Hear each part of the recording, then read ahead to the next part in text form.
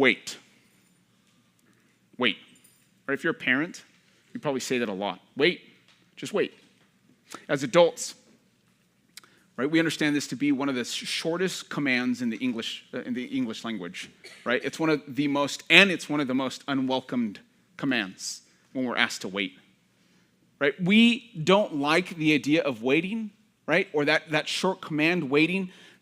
We don't like it so much that we've engineered our entire lives to avoid it, right? Same-day delivery, instant streaming, skip line passes, although I think Disney now does, like you have to pay like thousands of dollars now. Your first child, your firstborn, did skip lines for a day. Right? An entire economy has been built on the idea that I don't have to wait. Right? I've fixed this, the solution. There's an elimination of waiting because we've decided waiting is a problem to be solved. So we don't like waiting. Right?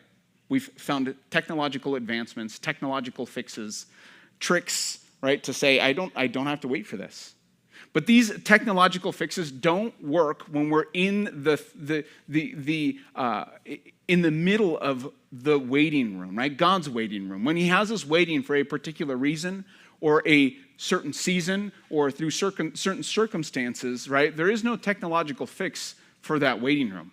There just isn't, right? That waiting room isn't a logistical inconvenience, right? That same-day delivery solves, or that instant streaming solves, or that skipping lines solves, right? This testing, and perhaps you're in that waiting room right now, this tests something that's far deeper and more profound, and that is, and here's the truth that might hurt a little bit, that's what you actually believe about God. That's what that's testing.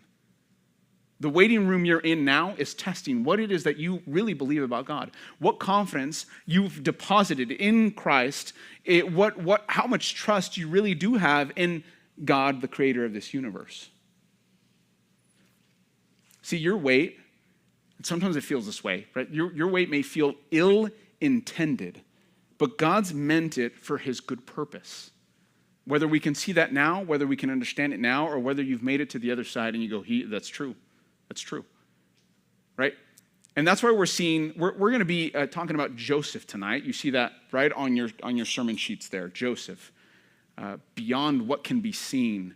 But Joseph, he didn't just wait, right? It wasn't just a command to just stay there and wait and do nothing, right? He waited through betrayal. He was faithful, even though it cost him.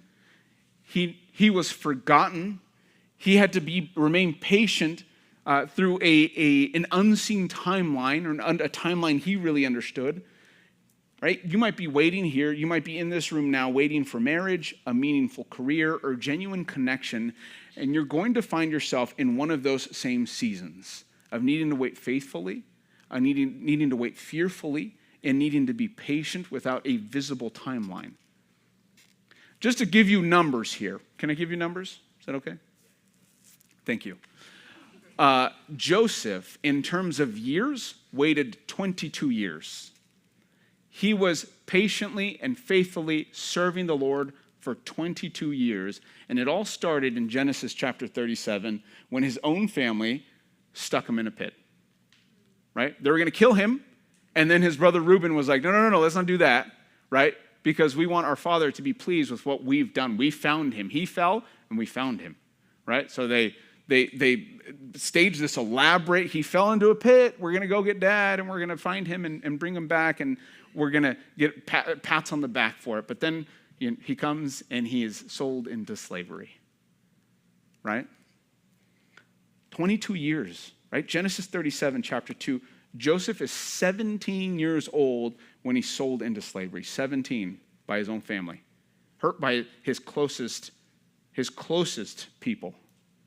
Genesis 41, verse 46, Joseph is 30 years old when he stands before Pharaoh.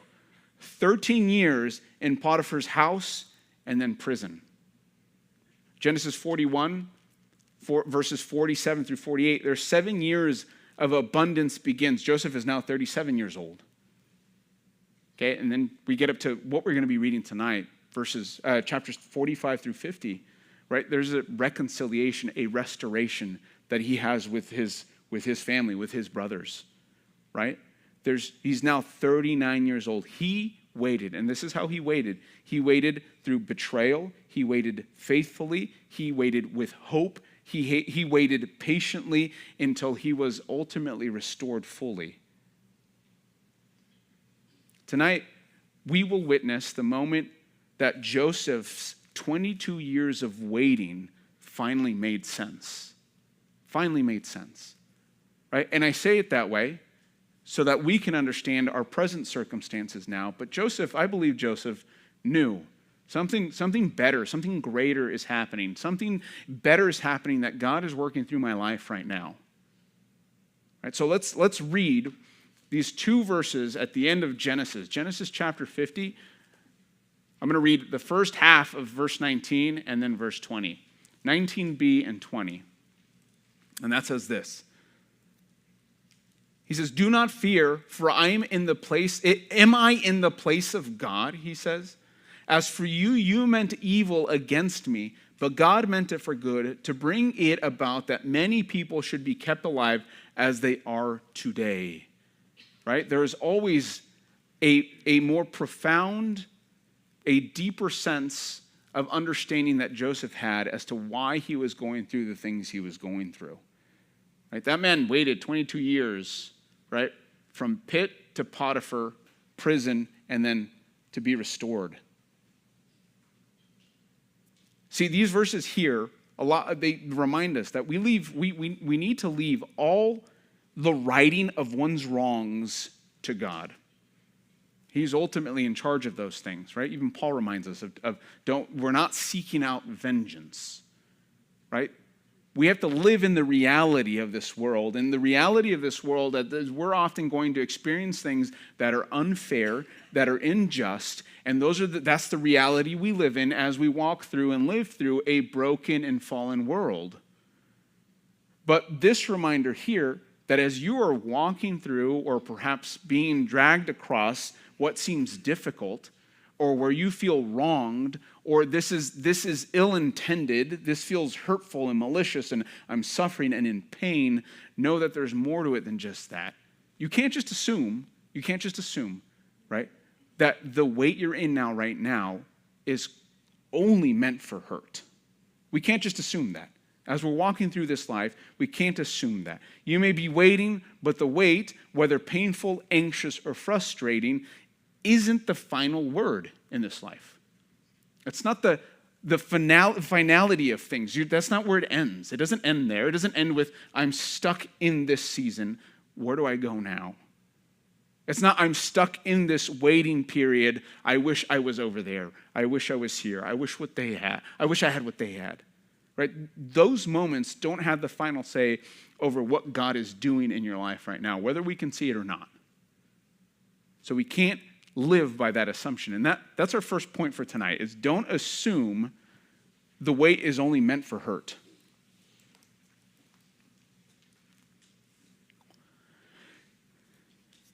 And as I was thinking through that, right, there's nothing like hunger to test your patience.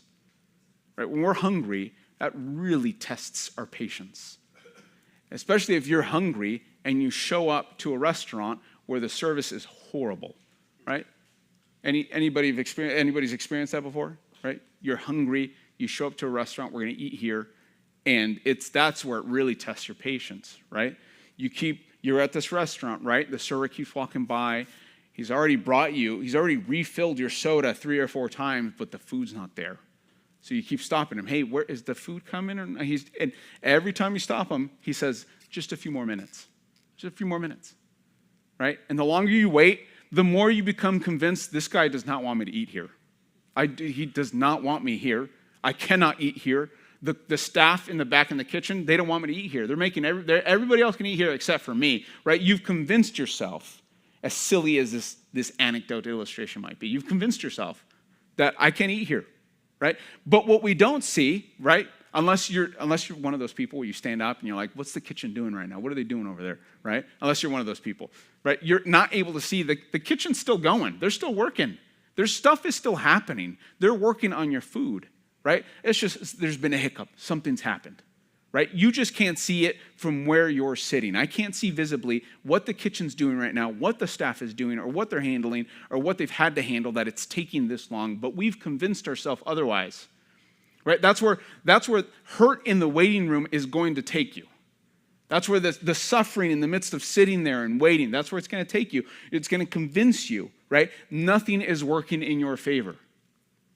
What's happening in these verses is far more egregious than bad service, obviously, right? In the verses that we will be reading, and the verse that we just read, and what Joseph is talking about here. But if bad service, brothers and sisters, can push us to our limits, what will God's waiting room do to us? If bad service is capable of pushing us to our limits, what is God saying, wait, I need you to wait here? What's that going to do to us? Right? Joseph understood this clearly.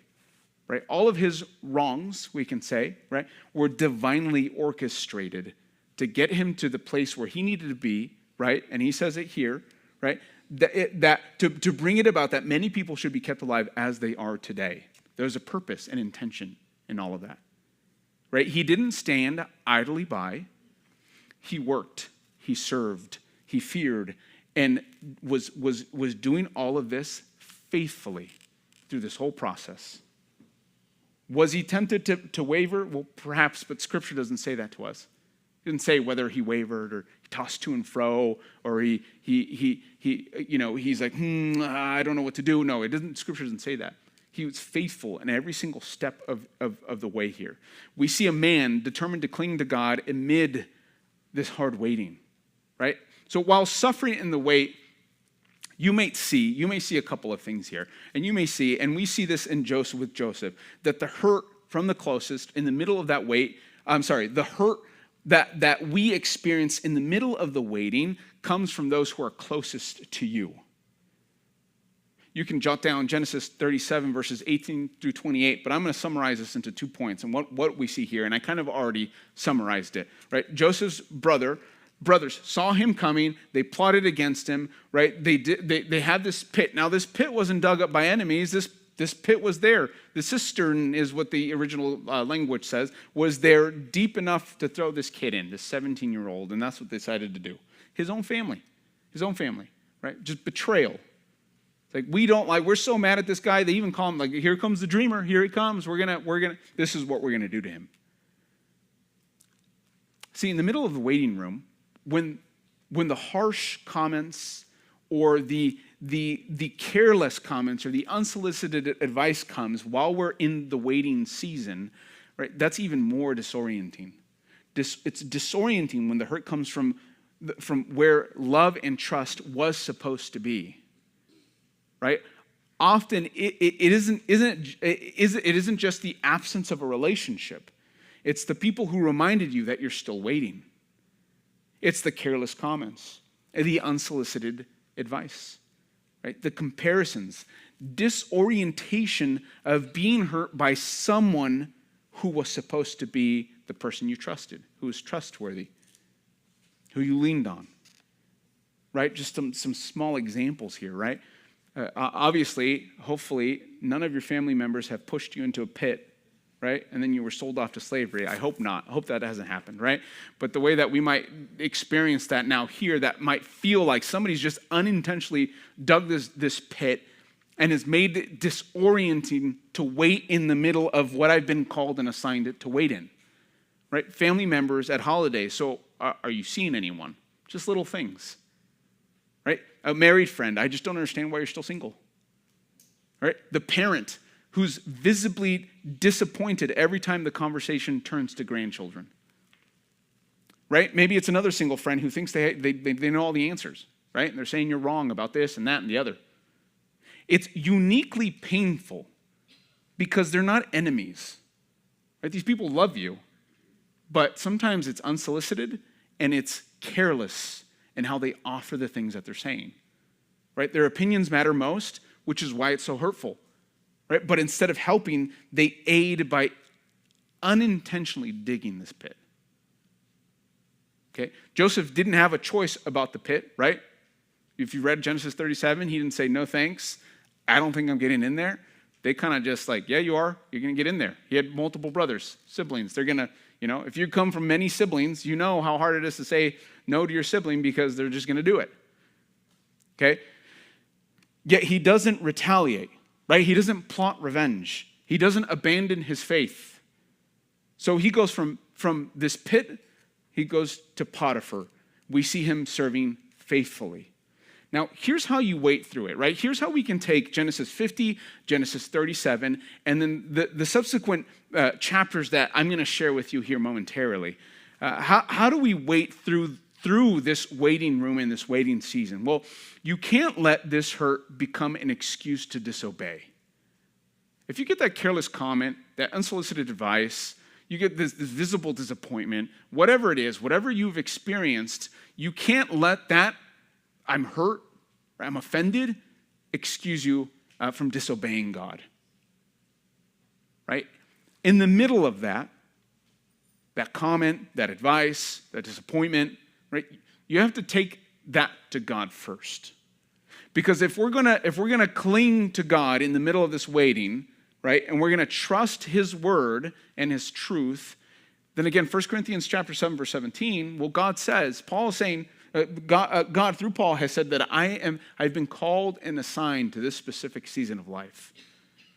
And so if I've been called and assigned to this specific season of life, I need to do it joyfully, I need to live it faithfully, and I need to fearfully serve Him and to the best of my ability, excellently. Right? Sometimes too many people deepens it or makes it even more convoluted. So take that to God first. Take that anxiety, cast it onto Him, right? Take what emotions are driving you to decide and to act and to think, and take that to God and say, God, I know that this is the season of life that you have me in right now. I need to be faithful in it. That's not to say, right, don't confide in people. I'm not saying don't go to a leader, a mentor, somebody who's discipling you. I'm not saying any of those things, right? I am saying that you need to take this to God first and confess any sinful thoughts or any sinful actions or anything that you want to do that you shouldn't do or be tempted to do in retaliating. It's being faithful. It's keeping up with your faith. It's keeping in step. It's not abandoning your faith. And in these comments, right, because sometimes the closest people we love say some hurtful things, and I don't mean the people that are giving you hard truth, you need to hear that hard truth sometimes. It's not about saying, oh, that person hurt my feelings because they said I'm living in sin, and I'm living in sin, and I don't like that. That's not what I'm talking about. I'm talking about not giving people more authority over your life with these careless comments and this unsolicited advice, right? Thoughtless questions. They don't hold authority over what God holds authority for you to be living out. The hurt can come from those closest to you, right? In the middle of the waiting room, and that's disorienting. That's throwing salt onto an open wound already. I'm already having to wait, and these people are saying these things, right? They're unintentionally digging these pits, but in the middle of that, you shouldn't be tempted to retaliate or abandon your faith. It should drive you further to lean into God and those people around you, those people that aren't going to give you those careless comments, those people who do understand, those people who are going to encourage you and encourage you to continue in your faith, to stay motivated in that. While suffering in the wait, you may also see that doing right doesn't exempt you from more difficulty. Genesis 39, verses 1 through 20. Again, I won't read all of those 20 verses, but Genesis 39, verses 1 through 20. Just briefly to summarize that for you. Here, Joseph served faithfully in Potiphar's house. Okay? And then his wife, Potiphar's wife, wants to have her way with him. And so he's like, no, I'm not going to do that. I'm not going to do that. He fled temptation when he could have given in. And Potiphar wouldn't have known. It would have happened. But he's like, no, I'm going to honor God in this. I need to honor God in this. I need to be faithful to where God has me now. Look where He had me. I got sold into slavery, and I'm here, right? And I've served Potiphar well. right? He honored God when no one else was watching. He doesn't ask why. He doesn't demand an explanation. He doesn't negotiate his obedience based on the outcome. He keeps doing the right thing in the next place he finds himself. So that's how we get through this waiting season, this waiting room, right? We keep being faithful in the next place that we find ourselves, right? Trusting fully in God and having confidence that he's the one that's guiding and directing my steps, being obedient to what he's asking me to do. The hardest lesson in the waiting season, right, in that waiting room, is that obedience doesn't always protect you from more pain. Right? Sometimes doing right is what gets you thrown into a deeper pit. So obedience, right, as Christians, obedience can't be outcome dependent. Right? It can't be that I've done the right things, but these things aren't happening. How come I keep doing the right stuff, but it's not happening to me? If anything, it's furthering my anguish and despair and my suffering and my pain and my hurt, et cetera, et cetera, et cetera. Right? The list goes on. Right? Perhaps you've pursued purity, right? But you don't see results. You've stayed faithful in community, but deeper connections are still missing. You've honored God with your relationships, but nothing comes out of that, right? And you're still waiting. So when that ROI, right, that return on investment, doesn't come, the temptation is to quietly and subtly renegotiate the terms. I want to renegotiate the terms. I didn't sign up for this. I don't want this, right? So what do? You lower standards. You make exceptions. You re-download apps that you had previously deleted. You entertain relationships you know aren't right. That's renegotiating the terms. Because you're saying, I don't want to wait. I didn't sign up for this wait. I want that waiting over there because that waiting over there is so much easier than what I'm currently in right now.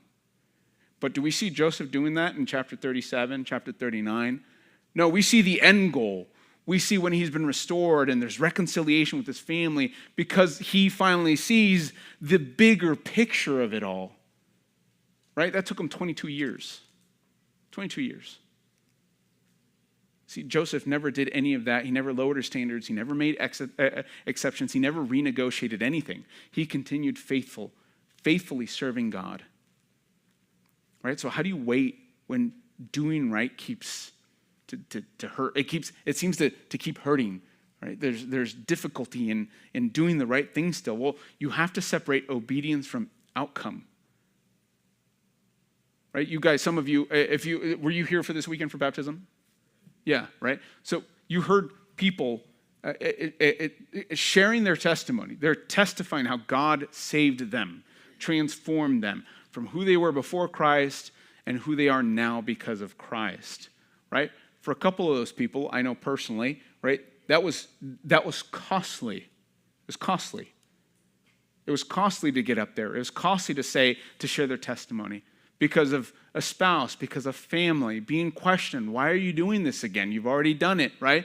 When previously they hadn't professed faith, now they have, and so now they're taking the next step in obedience, right? Luke 14, the cost of discipleship is hard. It's difficult, right? You have to love Christ more than you love your father, your mother, your children, even your own life. And that's hard, right? So you have to separate my obedience for God comes first. Right? And I know that the outcome of that, I might have to go through some difficult things, but I know that it's going to be for my benefit and for his glory because he knows what's best for me.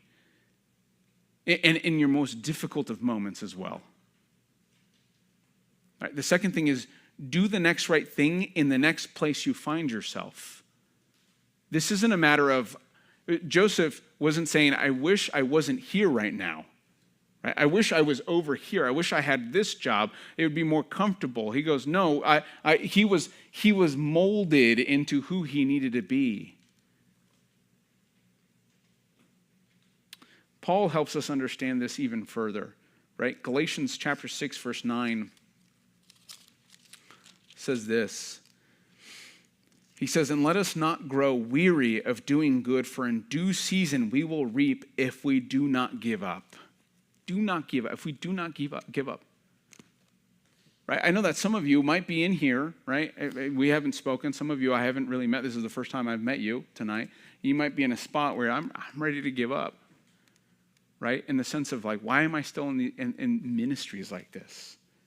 Why am I still chugging along, right? I see all these people around me who are more successful, who are making it, who are in deeper connections and relationships, and they have a career that they want, but I just, nothing's working in my favor.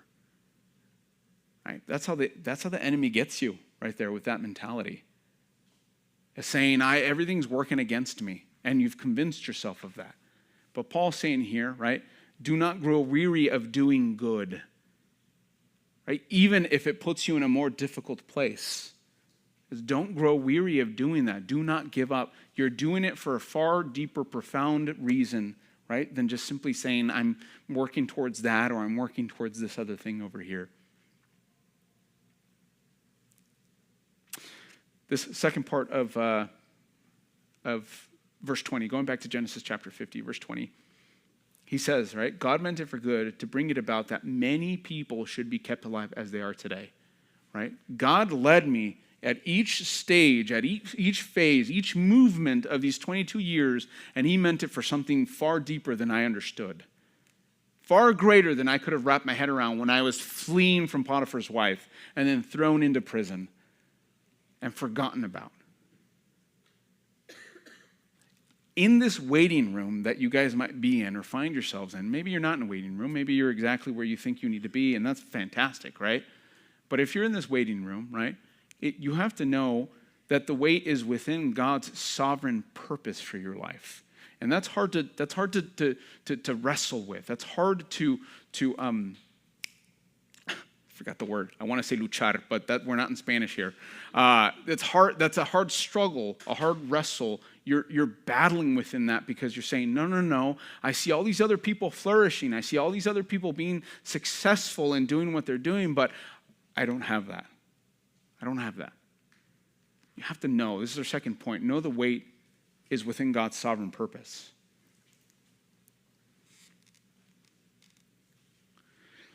If you work out in any way, shape, or form, whether it's walking 30 minutes a day or whether you're weightlifting or whatever it is you do, right? Nobody enjoys getting into shape. Maybe some of you do, right? But nobody really, right? Am I right? Wrong? No. Okay. Got some heads that are nodding. Some people, I love working out. Okay, great. Good for you, right? As you're working out, though, right? You show up. You're putting in the work. You're doing the work. You're sore. And for weeks, you look in the mirror and you see nothing different. But something is happening beneath that surface, right? You're building up endurance. You're learning to persevere. You're building up the ability to lift more weight, right? To run longer, to keep a certain pace. And that doesn't show up immediately. Right? But beneath the surface, that's already starting to work. It's starting to happen.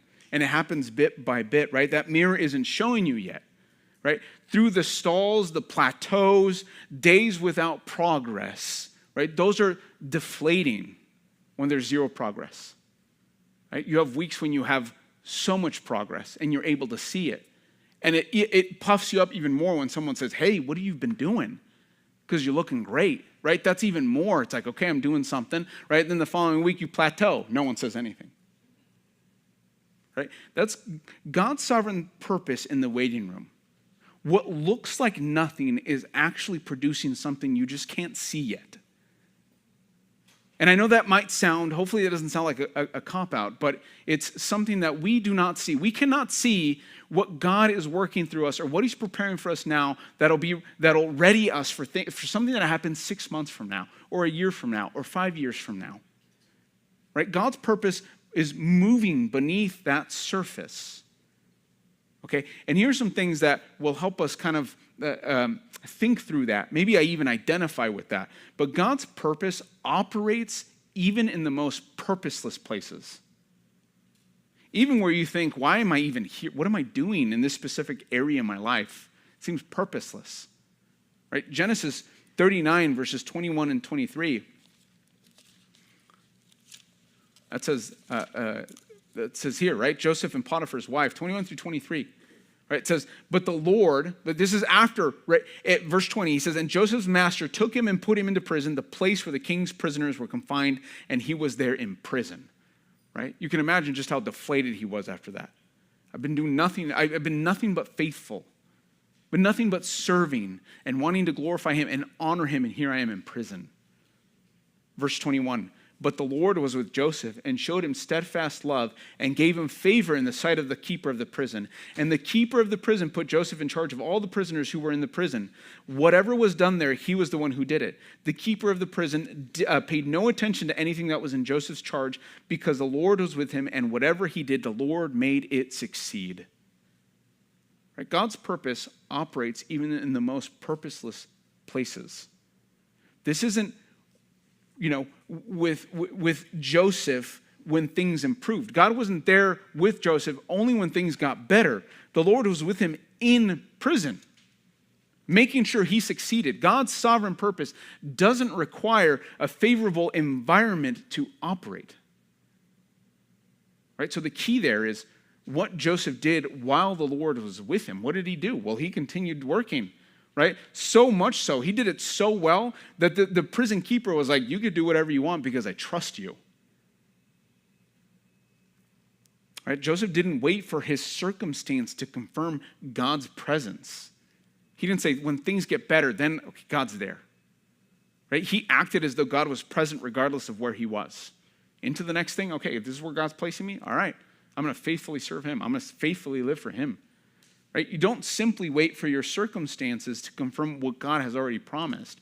And that promise is that he's going to keep us. He's going to provide. He will always have that goodness and mercy and love.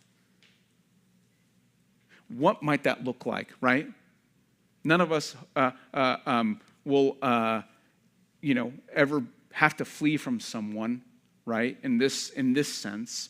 Or ever have to be in prison and get forgotten and get told that, okay, you need to go, you need to interpret this dream and then I'll bring you back up, right? Nobody's going to have to be that before a king, okay? But what does that look like now for us as in the people in this room, right? Another year, maybe it feels like another year of the same routine without any change. Maybe it feels like it's the same show, just different masks and different clothing. Perhaps it's a season where prayer feels like it's hitting the ceiling. It's just not going anywhere. It's just hitting there. And it's like, why is it not being answered? Or it's a stretch where faithfulness isn't producing anything visible. Right? The season of life, this waiting room might feel like any one of those three. Right? Where you're wishing, I wish I was not in this right now. I wish things were different. And what I'm saying is that in that wishing, right, we tend to fall into to be tempted to think sinfully about where God has us specifically. And we can't think that way. Right? We have to know that God has us in this particular place, in this particular waiting room for a specific reason. And even though we can't tell what that is or why we're in it, that doesn't mean that he's being unfair or he's not being merciful or he's being a bad God. Right? He's still hearing. Right? He knows that we see this as a different routine, the same routine without any change, but it's not that.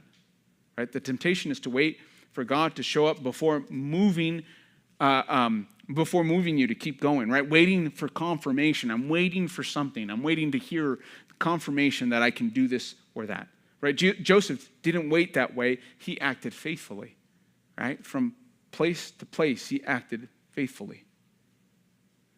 So how do you wait in a purposeless place? Well, in whatever circumstance, act like God is present because you know he is. You know he is.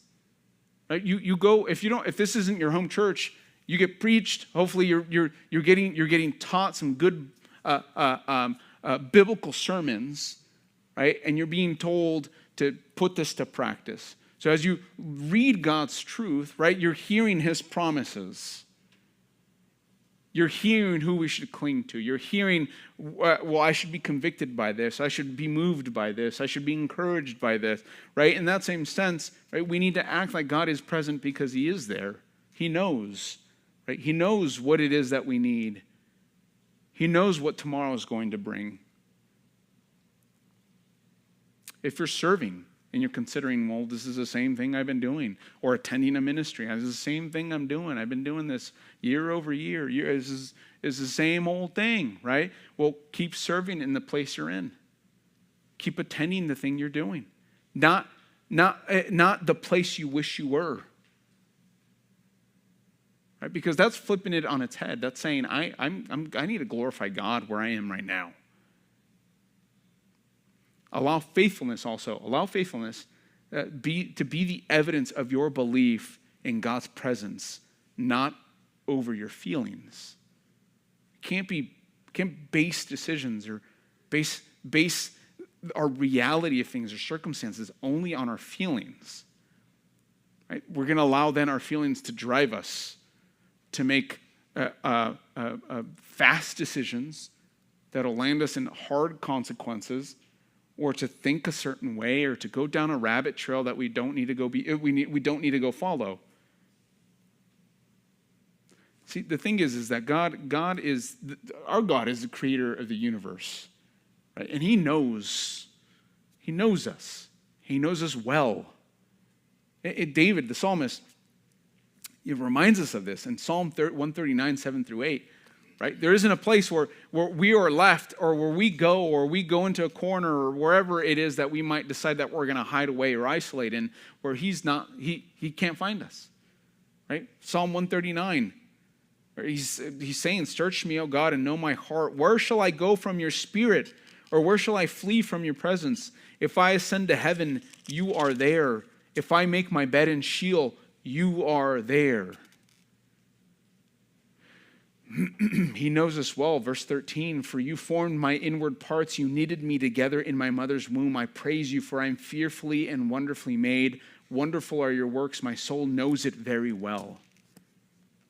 If we're going to read scripture like that, we have to understand, right, that God's purposes operates not in an environment or not in a time frame that we can grapple with. But we can grapple with this, right? How we anchor ourselves to that truth. How we anchor ourselves with the fact that God is who he says he is, and is sovereign and purposeful and intentional and unsurprised by things that surprise us.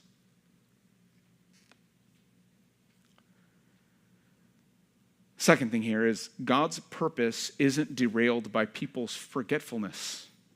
Genesis 40, verses 20-23. And here, he's in prison. He's interpreted the dreams. You guys remember that? Genesis 40, he's interpreted the dreams. Verse 20, he says, on the third day, which was Pharaoh's birthday, he made a feast for all his servants and lifted up the head of the chief cupbearer and the head of the chief baker among his servants. He restored the chief cupbearer to his position, and he placed the cup in Pharaoh's hand. But he hanged the chief baker, as Joseph had interpreted them. Yet the chief cupbearer did not remember Joseph, but forgot him. That'd be a bummer. It's like, I just did you a solid. I interpreted your dream, and you forgot me. That's a bummer, right? That would be hugely discouraging, deflating for Joseph, right? Joseph didn't interpret, though. He didn't interpret to secure his release. He served faithfully with no guarantee. He was forgotten anyway, right? Joseph didn't fall apart. He waited 2 more years in that same prison.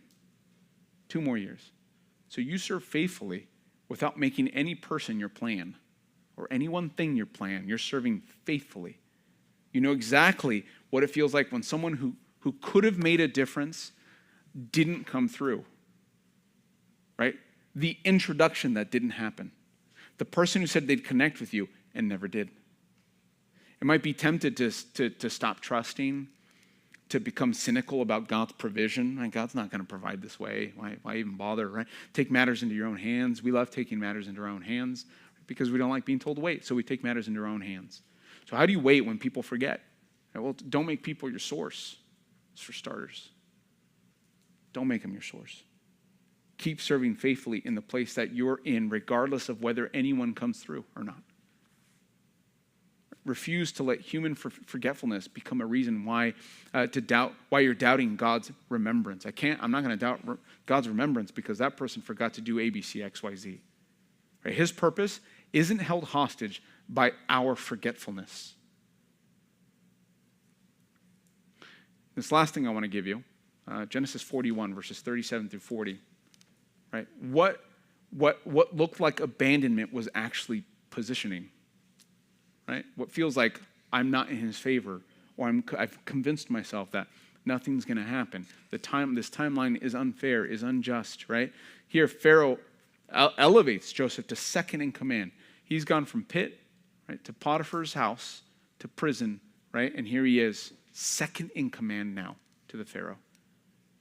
Every pit, every false accusation, every forgotten promise was preparation for this moment. Right? Look at Joseph, how he responds to Pharaoh in Genesis 41:16. He says this. He says, Joseph answered Pharaoh, "It is not in me. God will give Pharaoh a favorable answer." Then Pharaoh said to Joseph, "Behold, in my dream I was standing on the banks of the Nile." Right? Then he goes on to proceed to give him interpreting this dream. Right? But he was the first to point, like God, this is about God. God's going to do this. God's going to answer. God's going to give this interpretation. After 22 years, his first instinct was still to point to God. He wasn't bitter, entitled, or he also didn't have a rehearsed list of everything he endured. He said, yeah, God's right. God will give Pharaoh a favorable answer. This wasn't all accident. This was the product of 22 years of faithfully waiting. Joseph couldn't have been positioned in any better way. He couldn't have been positioned here without everything that came before. Your waiting isn't just a detour, brothers and sisters, but the path. This is crucial, right? The years that have perhaps felt like they were wasted, but were actually formative, right? The relationships that ended were protective.